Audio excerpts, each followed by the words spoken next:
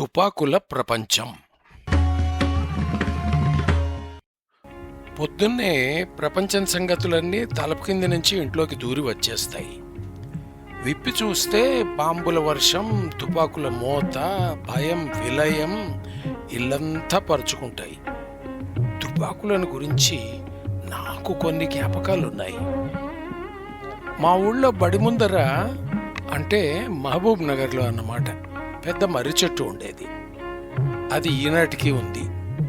అప్పట్లో ఆ మర్రి చెట్టు కిందనే ప్రార్థన జరిగేది. చెట్టు మీద గుడ్లగూబ ఉందని ఎవరో చూచారు. అంత పెద్ద చెట్టు మీద ఒక అమాయకపు పక్షి ఉందని అంత గత్తర ఎందుకయిందో నాకు ఇవాళ్ళటికీ అర్థం కాదు.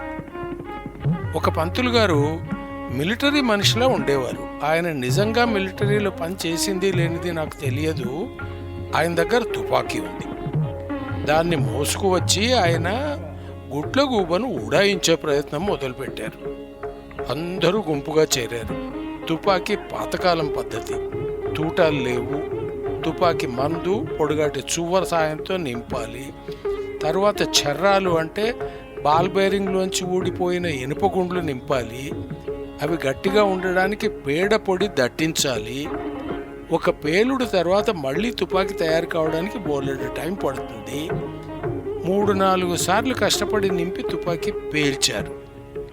గుడ్లగూబ చావలేదని, ఎగిరి ఎటో పోయిందని నా నమ్మకం. చస్తే కింద పడాలి. పడలేదు. ఎందుకో గుర్తులేదు, కానీ అంతటితో ఆనాటి కార్యక్రమం ముగిసింది. గుడ్లగూబ కనిపించలేదు. నాకు తుపాకీ కనిపించాలంటే దసరా పండుగ రావాలి. ఇదేమో నిజంగా మా పల్లె ఏనుగుండ విషయం.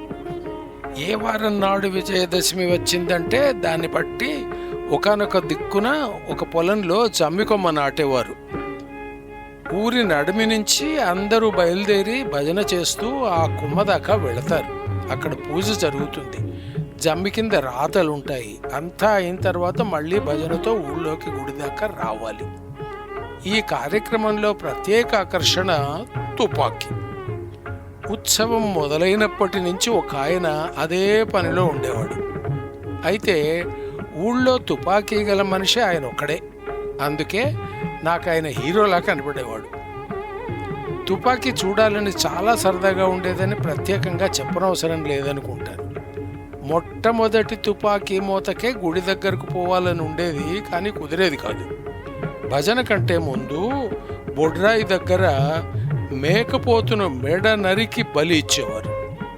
తుపాకీ మోత అక్కడ మొదలవుతుంది. తుపాకీ ఇష్టమే, కానీ బలి చూడాలంటే భయం. అందుకే ఓపిక బట్టి భజన మొదలైన తర్వాతే వెళ్ళడం. ఆ తరువాత జట్టు తిరిగి వచ్చేదాకా తుపాకీని గమనిస్తూ ఉండడమే నా కార్యక్రమం. తుపాకీ గల ఆయన మా కుటుంబానికి ఒక గొప్ప ఉపకారం చేశాడని నా నమ్మకం.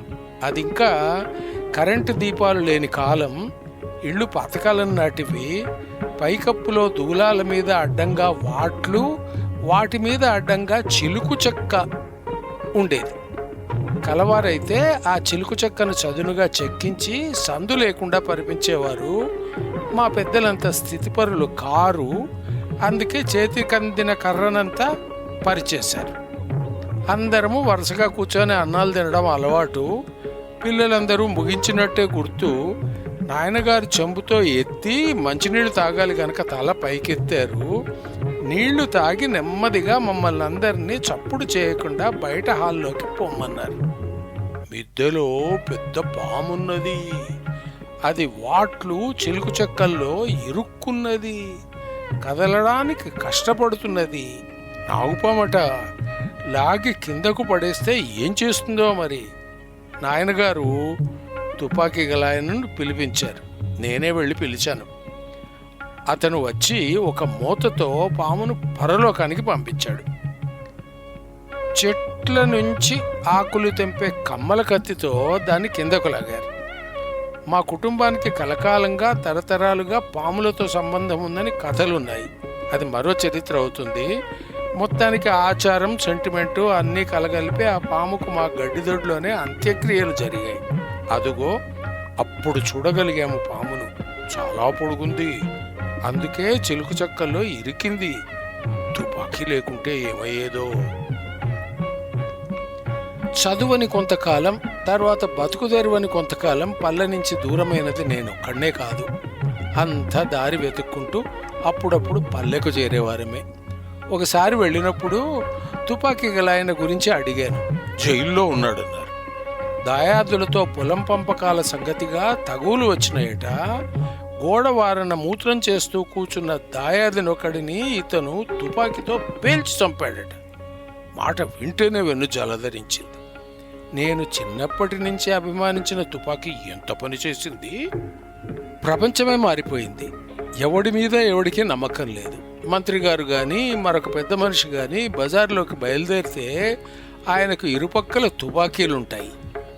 పిల్లల ఆటకు మొదలు బొమ్మలు, తుపాకులు, అన్నల ఆయుధాలు, తుపాకులు, అక్కడక్కడ ఆత్మరక్షణ కోసం తుపాకులు, ఇన్ని రకాలుగా మరెన్నో రకాలుగా ఎక్కడ పడితే అక్కడ తుపాకులు దొరుకుతుంటే హత్యకు తుపాకులే, ఆత్మహత్యకు తుపాకులే.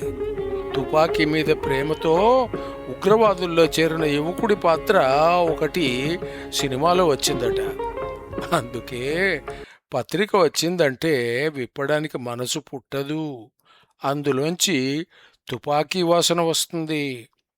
తుపాకులు లేని ప్రపంచం బాగుంటుందేమో.